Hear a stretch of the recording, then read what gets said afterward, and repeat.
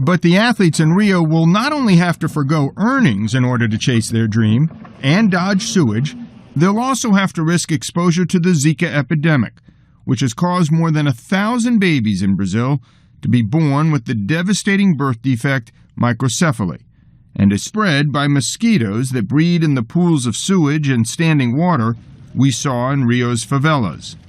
It is shameful that the IOC makes athletes choose between their life ambition to compete and win and their health. Amir Attaran is a professor of law and medicine at the University of Ottawa.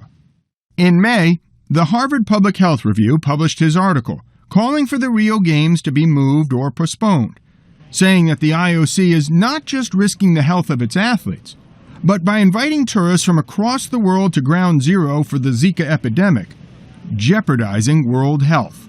They're holding a party in the middle of an insect-borne epidemic with sewage running freely in the streets. And then you decide to take 500,000 people from literally every country in the world and send them to that city where they can become infected and go home with the infection. What could possibly go wrong? If you wanted to spread a virus, this is the way to do it. This is the way to do it, absolutely. More than 150 scientists and researchers from around the world endorsed Attaran's paper, saying that holding the Olympics in Rio now would be unethical.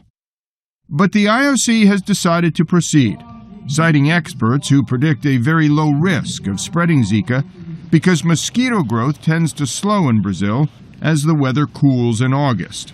You want to bet on the weather? You want to bet children's lives and health on the weather? The IOC is hoping to get lucky. They have to dodge a bullet.